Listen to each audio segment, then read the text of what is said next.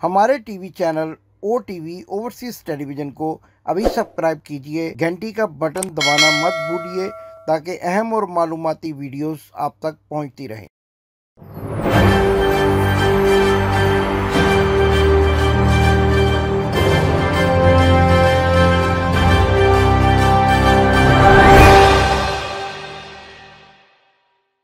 बिस्मिल्लाहिर्रहमानिर्रहीम। नाजरीन, मैं हूं आपका मेज़बान इमदाद हुसैन शहजाद लंदन से अपने व्लॉग लंदन टॉक के साथ आपकी खिदमत में सलाम अर्ज करता हूं।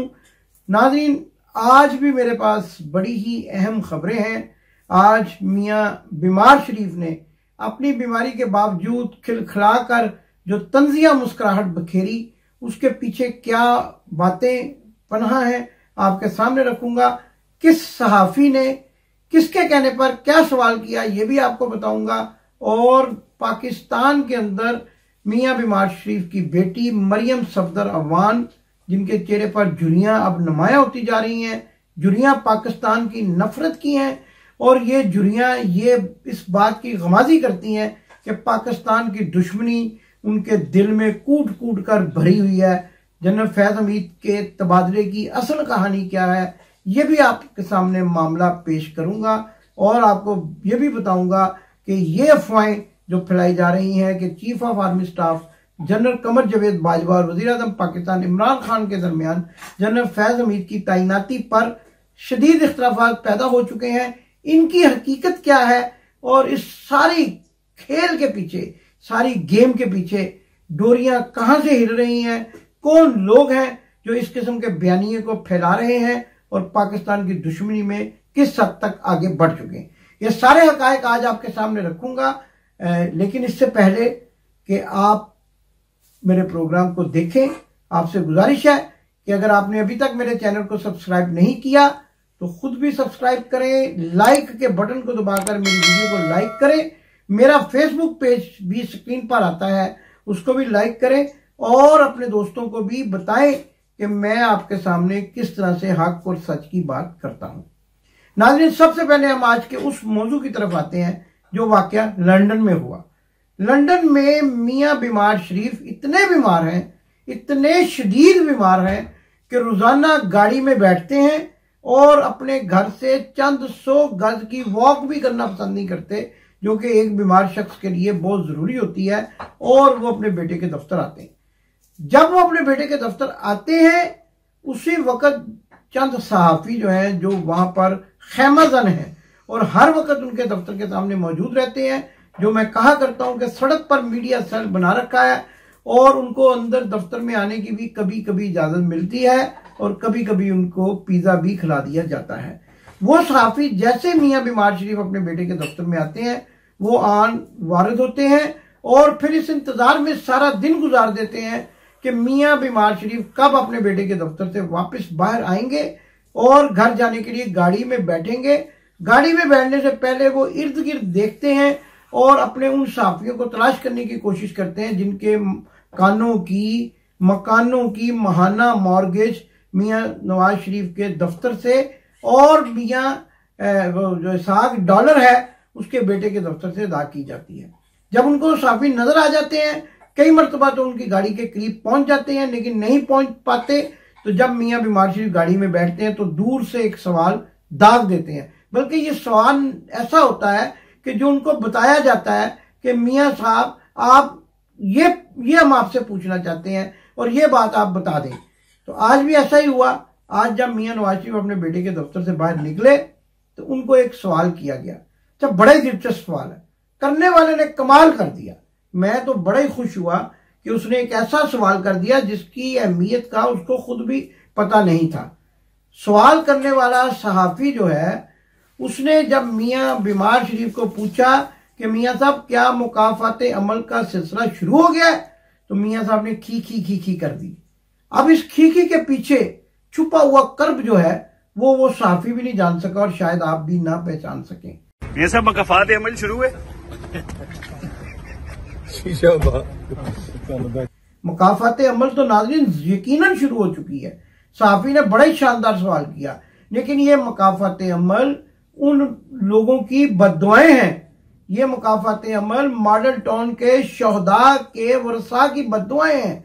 ये मुकाफात अमल पाकिस्तान के लिए कुर्बानियां देने वाले शहदा, जिनके बारे में मियां बीमार शरीफ उनकी बेटी हर्जा सराई करती हैं, ये उनकी बद्दुआएं हैं। और मियां साहब की इस हंसी के पीछे एक ऐसा दुख छुपा हुआ था, एक ऐसा डिप्रेशन छुपा हुआ था।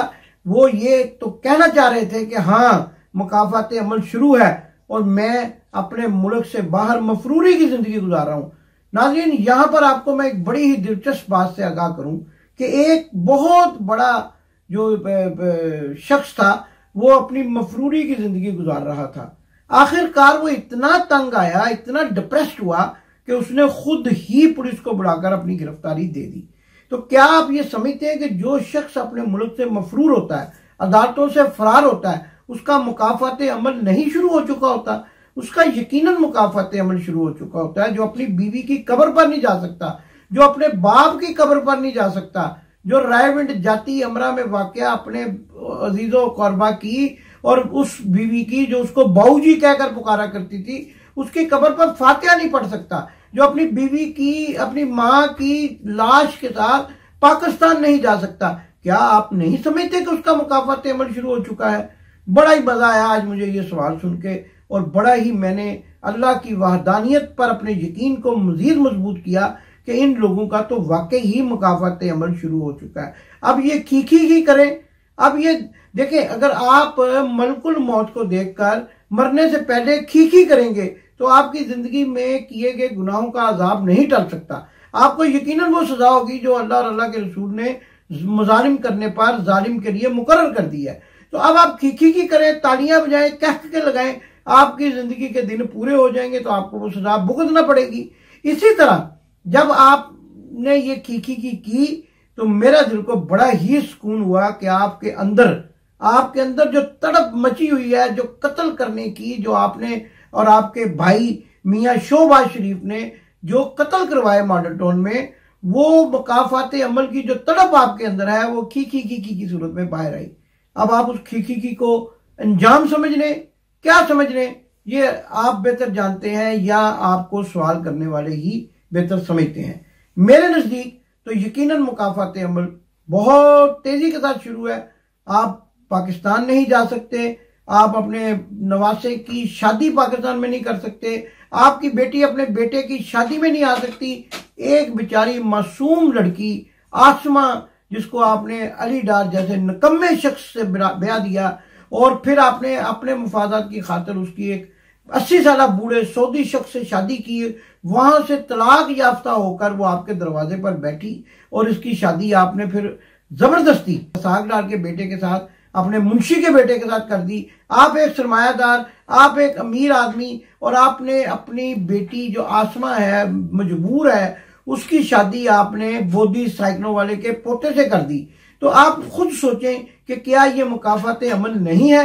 बेटियों को तलाक हो जाना, बच्चों की शादियों में उनके माँ बाप का शरीक ना होना, आपके चेहरे की, आपकी खी की गमाजी करता है कि आप अंदर से एक शदीद अजाब में, शदीद कर्ब में और शदीद डिप्रेशन में मुब्तला है।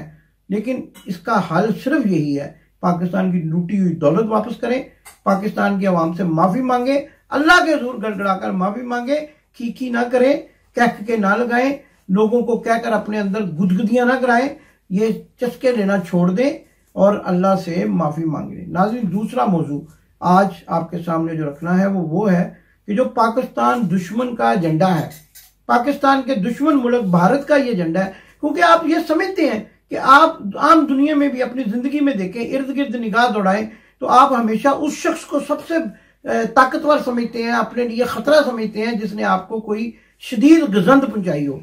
तो जनरल फैज हमीद ने तो इंडिया के अंदर घुसकर, भारत के अंदर घुसकर अफगानिस्तान, जहां भारत ये समझता था कि वो उसका मजबूत किला है और अमेरिका भी ये समझता था, जनरल फैज हमीद ने तो वहां पर जाकर उनको उनके दांत खट्टे किए।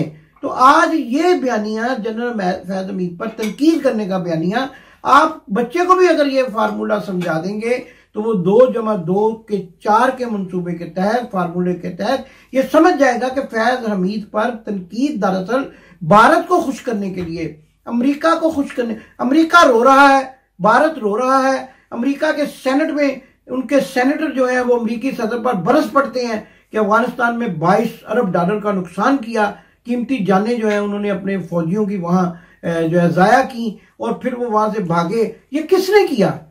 क्या आप नहीं समझते? मैं बिल्कुल बरमला कहता हूं, मैं किसी चीज से खौफजदा होकर नहीं कहता कि इस सारे फार्मूले के पीछे, इस सारी जंग के पीछे जनरल फैज हमीद जैसा ज़ेरेक आदमी और उसका बासलाहियत दिमाग था। ये वही जनरल फैज हमीद है जो मुझे कभी कभी जनरल हमीद गुल की तरह नजर आता है।